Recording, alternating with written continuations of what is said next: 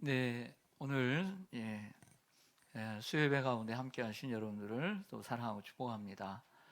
날씨가 많이 춥습니다. 온도를 보니까 영하 5도 정도 지금 되는 것 같습니다. 건강에 유의하시기를 바랍니다. 오늘 우리가 함께 나누고 또 하나님의 음성을 듣고자 하는 말씀은 시편 141편입니다.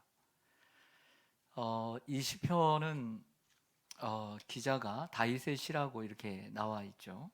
표제를 보면 이 시편의 기자 다윗은 자신이 하나님 앞에 드리는 기도가 주님 앞에 드리는 분향함과 같고 또 저녁 제사와 같이 되게 해달라고 이렇게 2절에서 기도를 합니다. 우리 2절을 한번 보시죠. 나의 기도가 주의 앞에 분향함과 같이 되며 나의 손드는 것이 저녁 제사같이 되게 하소서. 아멘. 저는 이 말씀을 묵상하면서 다가오는 말씀이 있었습니다. 바로 그것은 나의 기도입니다. 어떤 성도가 자기의 기도를 소중히 여기지 않겠습니까? 오늘 다윗도 나의 기도라는 단어를 사용하고 있습니다. 나의 기도라는 단어가 얼마나 좋은 단어입니까? 그렇지 않습니까? 여러분들이 드리는 여러분들의 기도가 다들 소중하다고 생각할 거예요. 그렇기 때문에 나의 기도는 다 소중한 것입니다. 나의 기도가 주님 앞에 분향과 같이 되고 나의 손드는 것이 저녁 제사와 같이 되게 하소서. 얼마나 은혜로운지 모릅니다. 나의 기도가 왜 은혜로운가요? 여러분들의 기도는 왜 은혜로울까요? 왜 소중할까요?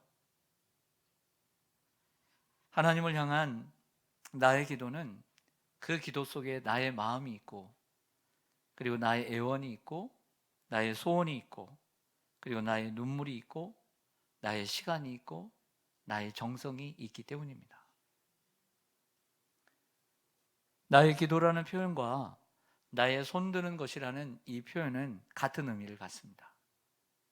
그러니까 병렬식으로 똑같은 말을 다른 표현으로 쓰는 것이죠. 그래서 나의 기도가 이렇게 되어 있고 나의 손드는 것이 이렇게 되어 있는 거예요. 여러분, 나의 손드는 것이라는 말씀을 보면 우리가 출애굽기 17장에서 모세가 출애굽 후에 광야를 지날 때 이 신광야에서 아말렉 족속과 르비딤에서 싸움을 할 때 여호수아를 내보내고 산에 올라가 모세가 지팡이를 들고 손을 들고 기도한 내용이 생각날 수밖에 없습니다. 그 곁에 아론과 훌이 함께 손을 붙들어 올린 적이 있습니다. 기도를 하다 보면 나도 모르게 손을 들게 되는 경우가 있습니다. 이 경우는 나의 기도가 간절하기 때문입니다. 그리고 간절히 더 기도하고 싶고 하나님 앞에 더 매달리고 싶을 때 나의 손이 들려지는 것입니다. 누가 들라고 하지 않아도 우리 손 들고 합시다 라고 말하지 않아도 알아서 손이 들려지는 것입니다. 그 손은 모세의 손과 같이 간절하기 때문에 들어올린 손입니다. 여러분들이 기도할 때 갑자기 나도 손을 들고 기도하고 싶을 때 이 간절한 기도를 얘기하는 것이죠. 본문에는 시인의 상황이 구체적으로 언급되고 있지 않지만 손을 들고 기도할 정도로 간절했음을 알 수 있습니다. 1절의 표현도 이를 뒷받침해 주고 있어요. 1절을 보겠습니다. 여호와여 내가 주를 뭐해 싸우니 불러 싸우니. 이게 뭡니까? 기도죠. 속히 내게 오시옵소서. 그것도 속히 오게 해달라는 기도입니다. 또 내가 주께 부르짖을 때에 이게 뭡니까? 기도죠. 그리고 내 음성에 귀를 기울이소서. 그러니까 1절과 2절은 똑같은 병렬식으로 되어 있어요. 내가 주를 불러 싸우니 내게 속히 오시옵소서. 내가 부르짖을 때에 내 귀에 내 음성에 귀를 기울이소서. 내가 부르짖고 그리고 내가 불렀던 이것이 2절에 가서는 뭐라고 되어 있죠? 나의 기도, 그리고 나의 손드는 것. 계속해서 병렬로 되어 있으면서 강조되고 있는 것이죠. 계속 이렇게 표현이 반복됨으로써 기도의 간절함을 느낄 수가 있습니다. 다시 2절로 가겠습니다. 나의 기도가 주의 앞에 분향과 같이 되며 나의 손드는 것이 저녁 제사 같이 되게 하소서. 여러분, 오늘 말씀을 남의 기도로 생각하지 하지 말고 여기 다윗이 말하는 대로 나의 기도를, 여러분들의 드리는 기도를 한번 생각하고 여러분들의 드린 기도가 어떻게 되기를 원하고 여러분들의 기도가 어떤 기도인가를 한번 돌아보면서 오늘 말씀을 묵상하면 이 시간 말씀이 안 들릴 수가 없습니다. 다윗은 자신의 기도가 마치 제사장이 구약에서 성소에 들어가서 분향한 것 같이 되고 또 제사장이 저녁에 드리는 제사와 같이 되기를 원한다라고 얘기를 하고 있습니다. 그렇다고 한다면 이것이 무슨 뜻인가를 알아야 적용을 할 수가 있어요. 다윗은 분향이라는 게 뭔 줄 알았기 때문에 이렇게 표현을 했고 저녁 제사가 어떤 의미를 가지고 있는지를 알았기 때문에 이렇게 표현한 거예요. 이해가 됩니까? 근데 분향이 뭔지도 모르고 이렇게 말할 수는 없는 거죠. 그리고 당연히 이 성경을 읽는 우리가 그 분향이 뭔지도 모르고 이 말씀을 이해하려고 한다면 올바른 이해가 안 되는 거예요. 그 분향이 뭔지를 배우고 그리고 저녁 제사가 뭔지를 배워야 된다는 것이죠. 이렇게 다윗이 고백한 것은 자신의 기도가 하나님 앞에 드려지는 기도, 그리고 하나님 앞에 상달되는 기도가 되기를 바랬기 때문입니다. 먼저 하나님께 올리는 향과 같다, 분향과 같다라고 하는 표현은 사실은 다윗만이 쓴 표현은 아닙니다. 하나님 여호와여, 내 기도가 하나님 여호와 앞에 분향과 같이 되게 하소서라고 하는 표현, 기도가 마치 분향단에, 향단에 향을 피워서 연기를 내는 것과 같다라고 하는 표현은 다윗만이 쓴 표현은 아닙니다. 우리 성경을 한번 찾아보겠습니다. 요한계시록 5장 8절입니다. 요한계시록 5장 8절.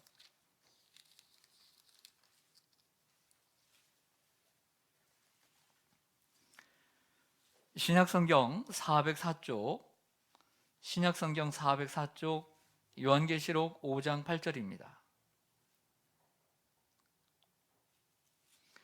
그 두루마리를 취하심에 네 생물과 24장로들이 그 어린 양 앞에 엎드려 각각 검은 고와 향이 가득한 금 대접을 가졌으니 이 향은 성도의 무엇이라?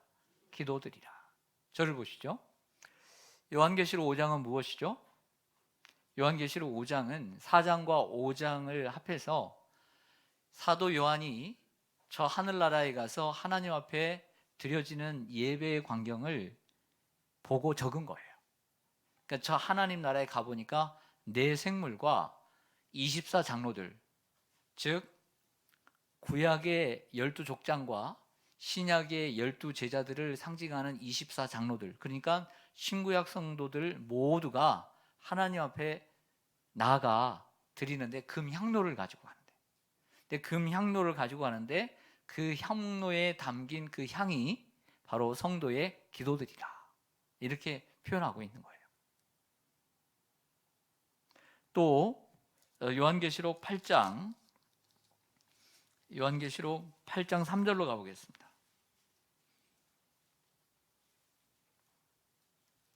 요한계시록 8장 3절과 4절 보면 또 다른 천사가 와서 제단 곁에 서서 금향로를 가지고 많은 향을 받았으니 이는 모든 성도의 무엇과 합하여 기도와 합하여 보좌 앞 금 제단에 드리고자 함이라.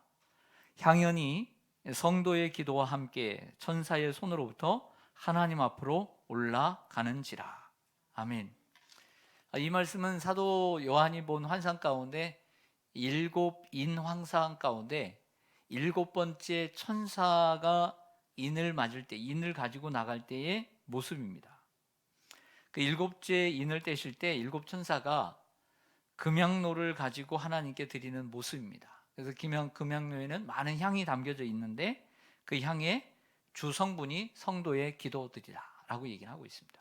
자세히 보면 완전히 기도가 아니라 기도와 합하여 드린다라고 얘기를 하고 있어요.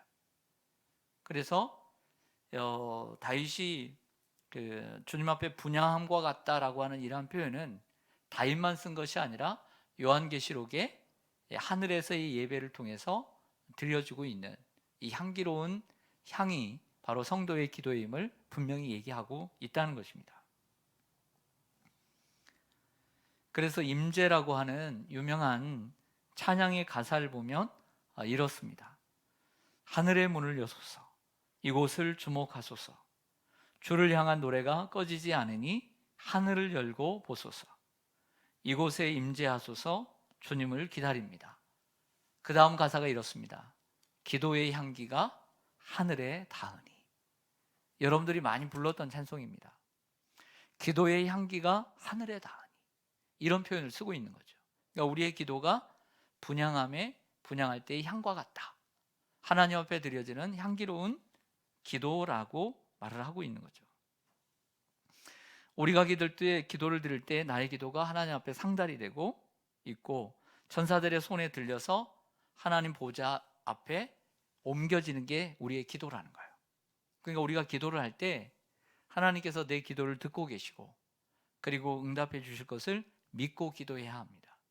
그래서 예수님께서 요한복음 14장에 너희가 이전에는 내 이름으로 기도하지 아니하였으니 이제는 내 이름으로 구하라.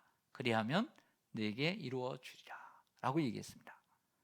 그리고 요한복음 16장에 보면 마가복음 14장에도 말을 하고 있는데 11장에도 말하고 있는데 무엇이든지 기도하고 구하는 것은 받은 줄로 믿으라 라고 얘기를 하고 있습니다. 먼저 오늘 본문에서 우리가 배우는 것은 우리가 드리는 기도가 하나님 앞에 올려지는 아름다운 향이다 라고 하는 것이죠. 하나님께 돌리는 향기와 같습니다. 향과 같고요. 또 하나 오늘 시편 141편에서 이 다윗을 통해서 우리에게 가르쳐주는 기도는 쉬지 않고 항상 기도는 계속되어야 된다는 거예요. 따라서 하겠습니다. 쉬지 않고 기도는 항상 계속되어야 한다. 예, 구약의 제사는 성막에서 드려졌고 또 성전이 지어진 이후로는 성전에서 하나님 앞에 드려졌습니다. 그 성막과 성전의 모양은 비슷합니다. 단지 천막과 건물의 차이였던 거죠. 형식은 같은데 들어올 때 동쪽에 문이 하나 있고 뜰 마당이 있습니다. 그리고 그 안에 들어와서 성소를 짓습니다. 성소를 져요. 그리고 그 안쪽에 지성소, 가장 거룩한 장소인 지성소가 있습니다. 지성소에는 하나님의 임재의 상징인 법궤가 있는 건 아시죠? 근데 이 성소에는 제사장들이 이 마당에서 제물을 잡아서 피를 흘려서 그 피를 가지고 이제 이 제단에 뿌리게 되는데 성소에는 세 가지가 있습니다. 가운데는 분향단이 있습니다. 그리고 양쪽에는 떡상과 그리고 촛대가 있습니다. 이 세 가지의 특징은 뭐냐면 꺼지지 않는다는 거예요. 꺼지지 않는다. 촛불도 7 촛대가 있는데 꺼지지 않는 거예요. 7 촛대는 바로 교회라 그랬잖아요. 요한계시록 2장에 보면. 그리고 이 떡은 이스라엘 백성들의 12지파를 가리키는데 하나님의 백성들을 가리키는데 쉬지 않도록, 부패하지 않도록 곰팡이가 생기기 전에 떡을 갈아줘야 돼요. 6개씩 2줄로 세우죠. 그리고 가운데는 분향단이 있습니다. 이 분향단은 향을 피우는데 꺼지지 말아야 되고 꺼트리지 말아야 되는 게 특징이에요. 여러분, 우리의 기도도 꺼지지 말아야 합니다. 다윗이 나의 기도가 여호와 앞에 분향함과 같이 되며라고 할 때 그 분향함이란 꺼지지 않는 걸 얘기하는 거예요. 하나님 앞에 올려지는 것, 그 다음으로 올려지는 제사가 되고, 그리고 꺼지지 않는, 항상 기도하는 나의 기도가 되기를 원한다라는 마음을 갖는 것입니다. 제사장이 드리는 번제도 구약에는 아침 저녁으로 드려졌습니다. 제사장들은 자기가 각자 백성들의 제사만 드리는 것이 아니라 항상 제사장들도 어김없이 드려야 되는 거예요. 그래서 아침에 번제를 드리고 저녁에도 번제를 드렸어요. 이 제사를 항상 드린다 해서 우리나라 말로 한자로 항상 상자를 써요. 항상 상자. 그래서 상번제라고 얘기를 해요. 아침과 저녁으로 드리는 제사를 상번제다, 이렇게 표현을 합니다. 굳이 기도를 이러한 분향과 그리고 굳이 상번제로 비유하지 않는다 하더라도, 구약의 용어를 사용하지 않는다 하더라도, 구약을 제끼더라도 신약에는 이러한 의미로 말씀을 다 하고 있어요. 우리 예수님께서는 이 세상에서의 삶 속에서 그 삶을 통해 기도를 우리에게 모범을 보여주셨어요. 새벽에 미명에 항상 기도하시고, 그리고 밤중에도 기도하셨어요. 그리고 우리에게 항상 기도하고 낙심치 말 것을 말씀하셨습니다. 사도 바울은 어떻습니까? 데살로니가전서 5장 16절에 뭐라고 말씀합니까? 쉬지 말고 기도하라고 했습니다. 그뿐만입니까? 성경은 지속적으로 기도함으로 하나님과 끊임없이 교제하고 깊은 만남을 지속함으로 하나님과 가까이 지내라고 말씀을 합니다. 이를 통해서 우리가 적용할 수 있는 것은, 이 다윗이 나의 기도가 여호와 앞에 분향과 같이 되고, 나의 손드는 것이 제사장이 드리는 저녁 제사와 같이 되게 해달라는 것은, 항상 기도는 계속되어야 된다는 거예요. 내 기도는 쉬지 않고 주님 앞에 드려지는 분향과 같고, 쉬지 않고 매일매일 정기적으로 드려지는 저녁 제사와 같다는 의미를 두고 있는 거죠. 기도는 어느 한순간 내가 필요할 때 어느 한때 드리는 것이 아니에요. 기도는 내 삶이 답답하고 위기가 찾아올 때만 드리는 것이 아닙니다. 기도는 우리의 니드, 즉 필요를 만족시키기 위할 때만 드리는 것이 아니에요. 기도는 우리의 욕심을 채우는 수단으로만 드리는 것이 아닙니다. 성도는 마땅히 하나님과 교제해야 하고, 그 교제는 기도를 통해서만 이루어질 수 있습니다. 날마다 분향단에 향을 피우듯 아침 저녁으로 상번제를 드리듯 성도는 항상 기도해야 합니다. 설교를 하다 보면 목사님들끼리 그런 얘기를 해요. 항상 잔소리를 할 때는 안 들어도 되는 사람들한테 한다고. 예. 수요일 날 새벽 기도회 때 늘 열심히 기도하고 열심히 늘 모범적으로 신앙생활하는 사람들에게 사실은 할 필요가 없거든요. 왜? 잘하고 있으니까. 여러분들한테 예배 잘 나와라고 할 필요가 있습니까?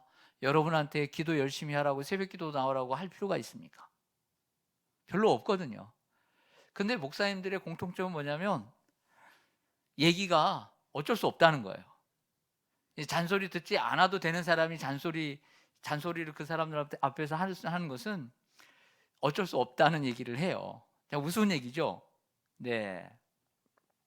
주일날에는 새로운 성도들이 많습니다. 그리고 신앙의 격차들도 큽니다. 신앙에 뿌리도 없는 사람들도 많이 있고, 그러다 보니까 주일날은 준비한 얘기를 또 해야 되고 시간도 제한되어 있고, 그러니까 일주일에 한 번씩 나오니까 믿음이 옅어요. 성령 충만하지도 못하고. 근데 그 시간에 주일날 그렇게 그런 성도님들이 나올 때 잔소리할 시간이 어디 있습니까? 그냥 못하는 거예요. 그냥 못하는 것을 늘 매일 나오시는 분들이 들어야 되는 거야. 그게 보면 목회를 하시면 저뿐만 아니라 모든 분들이 올 거예요. 참 비효율적이다, 이런 생각이 들 거예요. 안 들어도 되는 분들이 들으니까요. 그렇다고 해서 이 시간 실시간 예배를 또 그런 분들이 다 듣느냐? 또 그렇지도 않아요. 예. 그래도 실시간 예배를 드리려고 하는 마음이 있는 분들은 또 보통 분들이 아니라, 예, 정말 그건 하나님만이 아실 거예요. 제가 어떻게 압니까? 그러나 하나님은 아실 거예요. 그렇지 않아요? 그런 분들도 열심히 있는 분들만 들어요.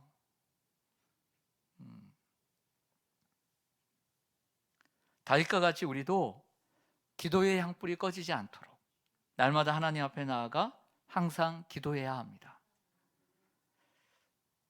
제사장이 일정한 장소에 나아가 향을 피우고 아침 저녁으로 일정한 시간에 제사를 드리듯 기도는 일정한 장소와 일정한 시간이 있어야 되는 거예요. 예수님은 일정한 시간이 새벽과 저녁에 기도를 드렸고, 다니엘은 일정한 시간과 장소에서 기도할 때 기도를 쉬지 않을 수 있었던 거예요. 성도들 가운데 일정한 시간과 또 일정한 장소 없이 기도하는 분들은 기도의 불을 꺼뜨리고 기도를 중단할 위험성이 높습니다. 그러므로 기도를 중단 없이 계속하기 원한다면 일정한 기도의 시간과 그 일정한 기도의 장소를 정하고 기도해야만 합니다. 교회가 멀어서 자주 나오지 못하는 분들이라 할지라도 가정에서라도 어디에서라도 정말 일정한 시간과 일정한 장소가 있어야 기도 생활이 가능합니다. 제가 이건 장담합니다. 그런 의미에서 성도들 중에는 기도를 쉬고 있는 분들이 무척이나 많습니다. 우리가 일정한 시간과 일정한 장소에서 기도를 할 때 우리의 믿음이 강력해지고 우리의 영혼이 건강해지고 튼튼해지는 거예요. 할렐루야. 우리의 영혼은 풍성해지고 우리의 영혼은 마른 땅 같지 않고 물된 동산과 같이 풍성하게 될 줄로 믿습니다. 왜? 하나님과 교제를 나누고 하나님의 음성을 듣고 하나님과 사귐이 있는데 어찌 메마른 사막과 같겠습니까? 늘 주님이 주시는 은혜가 폭포수처럼 떨어지고 주님과의 교제가 풍성한데 어찌 사막과 같겠습니까?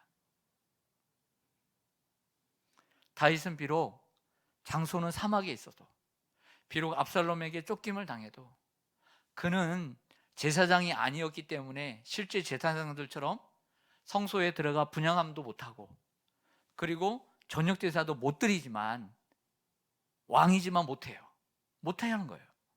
그렇지만 그런 정신으로 하나님을 바라보았던 제사장 못지않은 훌륭한 신앙인이었어요. 그는 사울에게 쫓김을 당하고 아들 압살롬에게 쫓김을 당해서 도망을 쳐도 광야에 그 동굴 속에 살아도 항상 깨어서 기도했고 하나님 앞에 나아갔던 기도의 사람이었습니다.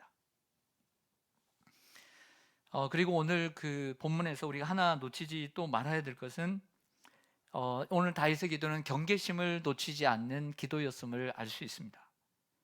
여러분, 우리가 항상 기도하는 사람이라고 해서 경계심을 늦추지 말아야 합니다. 그렇죠?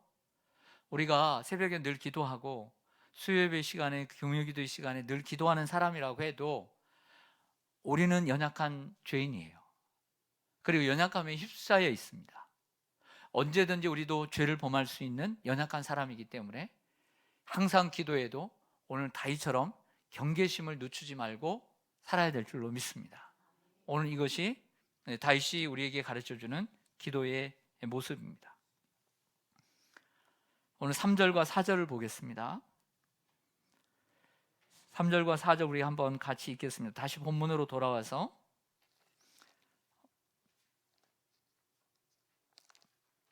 시편 141편 3절과 4절 시작.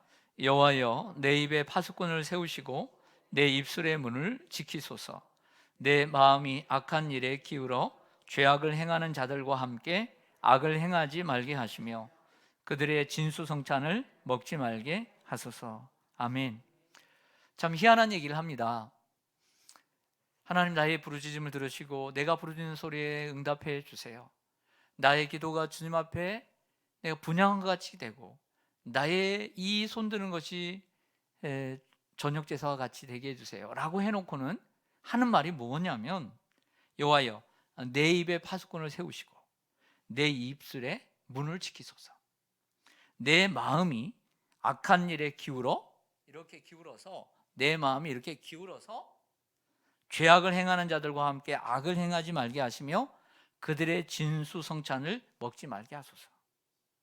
뭘 위해서 기도하냐면 입과 입술 그리고 마음을 위해서 기도해요. 항상 기도하는 사람이라도 늦추지 말아야 될 것, 경계하지 말아야 될 것, 우리의 입술과 우리의 마음이라는 거예요. 이걸 오늘 다윗을 통해서 배웠으면 합니다. 다윗은 자신의 입과 마음이 죄를 범하지 않도록 하나님께 간구하고 있습니다. 입에 파수꾼을 세워주시고, 여러분들 입에 파수꾼이 있습니까? 어디 있겠어요? 어디 서 있어요? 네? 없죠. 그러나 있는 것처럼, 내 입을 지키는 파수꾼이 있는 것처럼 하나님이 지켜달라는 거죠. 입술의 문을 지켜달라고. 입술의 문이 있습니까? 네? 입에 이게 문이겠죠. 네, 문을 지켜달라고 기도합니다. 자, 이 말은 경솔하게 말하지 말아달라고, 경솔하게 말해서 함부로 말해서 범죄치 않도록. 욥이 지난주 금요일날 제가 설교했듯이 그 고난 앞에서 입술로 범죄하지 않았습니다. 근데 그의 아내는 내가 하나님을 욕하고 죽으라 라고 얘기를 했어요. 그러나 욥이 뭐라고 했냐면 내가 입술로 범죄하지 않겠다 라고 얘기를 합니다. 여러분들 입술로도 범죄가 가능할 거예요? 안 가능할까요? 가능하죠. 입술로도 얼마나 가능한지 몰라요. 또 범죄는 무엇으로 가능하죠? 더 근원적인 거, 마음이죠. 그래서 예수님께서 뭐라고 말씀하셨냐면 모세는 이렇게 말했으나 나는 너희에게 말하노니 마음으로만 죄를 품는 자도 죄다 라고 얘기를 하죠. 그러니까 모세는 행위를 얘기했지만 예수님은 마음으로 범죄한 것도 범죄다, 이런 강조의 차이점을 가지고 있어요.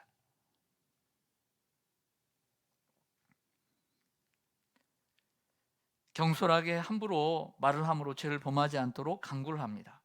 그리고 이 마음이 악한 일에 이렇게 기울어지지 않도록, 한쪽으로 기울어지지 않고 그 악인들과 함께 진수성찬을 먹지 않도록, 그들과 함께 꾀를 내지 않도록 간구를 합니다. 우리 한번 성경을 찾아보겠습니다. 이런 말씀이 지혜 문학인 잠언서에도 있습니다. 잠언서 13장 3절을 좀 찾아볼까요? 잠언 13장 3절.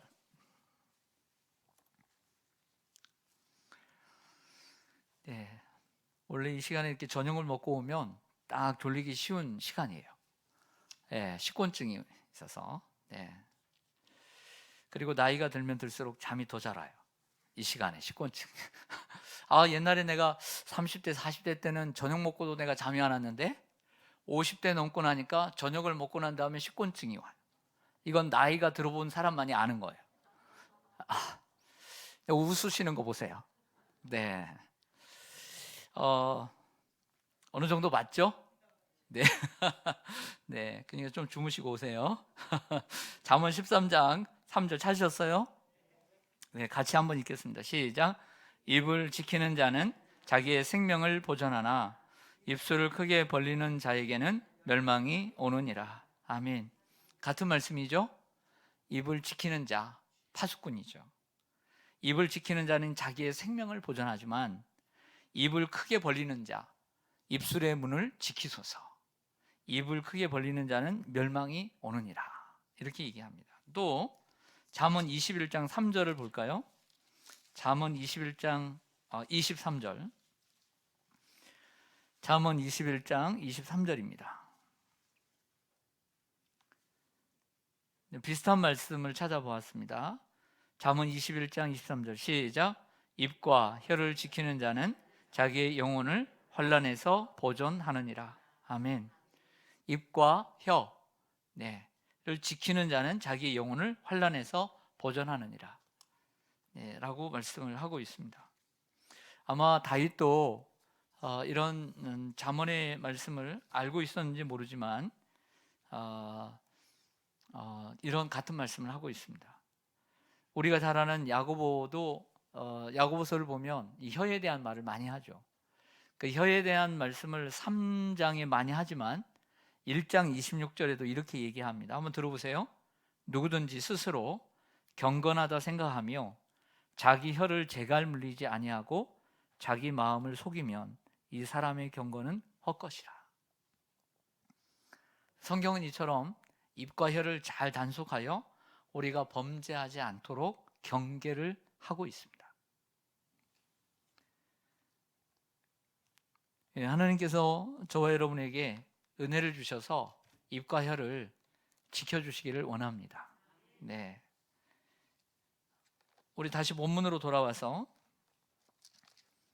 시편 141편 5절 말씀까지 오늘 말씀을 보겠습니다. 시편 141편 5절 말씀을 보면 의인이 나를 칠지라도 무엇으로 여기며 은혜로 여기며 책망할지라도 머리에 무엇같이 여겨서 기름같이 여겨서. 머리에 기름은 좋은 거죠. 내 머리가 이를 거절하지 아니할지라 그들의 재난 중에도 내가 항상 기도하리로다. 아멘. 여러분 한번 생각해 보죠. 우리가 누구를 책망하고 충고하는 일은 쉬운 일입니까? 어려운 일입니까? 어려운 일이죠. 우리가 누구를 책망하고 그리고 누구에게 충고를 하는 것은 어려운 일입니다. 그런데 누군가를 책망하고 충고하는 일뿐만 아니라 더더욱 어려운 일은 반대입니다. 그 충고와 책망을 잘 받아들이는 것은 더 어려운 일입니다. 그것을 받는 사람의 입장에서 생각을 해보면 그렇습니다. 그래서 잠언 9장 8절에 보면 이런 말씀이 있습니다. 거만한 자를 책망하지 말라. 그가 너를 미워할까 두려워함이라. 지혜 있는 자를 책망하라. 그가 너를 사랑하리라. 라고 했습니다. 책망과 충고는 받을 많은 사람에게 하라고 성경이 충고하고 있는 말씀이에요. 그렇지 않으면 관계만 악화될 뿐이다 라고 말하는 거죠. 그래서 거만하고 미련한 자에게는 책망과 충고가 필요가 없습니다. 지혜로운 자 그리고 겸손한 자들에게 지혜와 총명이 필요한 것이죠. 오늘 시인 다윗은 지혜로운 인생의 비결을 터대게 했습니다. 그리고 우리에게 가르쳐 줍니다. 의인이 자신을 책망하고 충고할 때 은혜로 여기는 것입니다. 근데 여기서 의인의 책망이라고 얘기합니다. 그리고 그것을 은혜로 여기는 것이다. 이것이 지혜로운 인생이다 라고 말을 하고 있습니다. 다윗은 의인의 책망을 기꺼이 받아들이고 자신을 책망했던 그 의인이 재난과 같은 어려움에 처할지라도 그를 위해 내가 항상 기도하겠다고 고백합니다. 그래서 5절 하반절에 한번 따라가겠습니다. 내가 항상 기도하리로다. 근데 누구를 위해서? 결국엔 자기를 위해서지만 그들의 재난 중에도 내가 항상 기도하리로다. 그러니까 나만을 위한 기도가 아니라 그 재난을 당하고 있는 사람을 위해서 기도한다는 뜻이에요. 근데 어떻게 기도하냐면 내가 항상 기도하겠다라고 얘기를 합니다. 의인이 재난과 같은 어려운 상황에 처할지라도 그를 위해서 항상 기도하겠다라고 얘기합니다.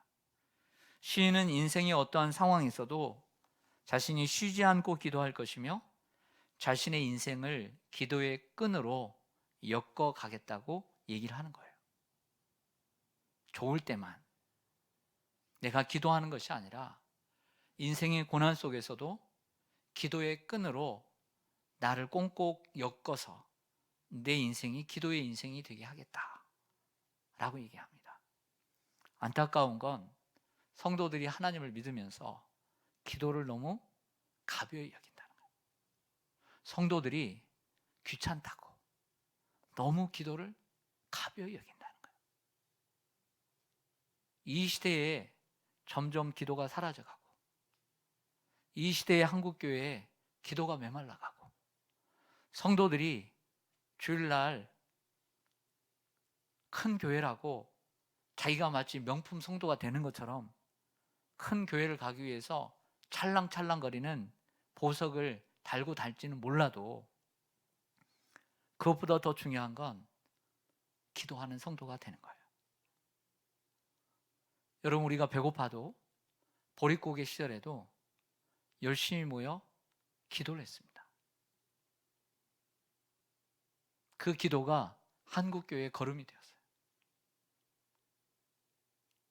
삼각산이나 모든 산마다 성도들의 기도 소리가 울려 퍼졌고, 온 시내를 바라보며 온 세계를 바라보며 두 손을 들고 기도를 했습니다.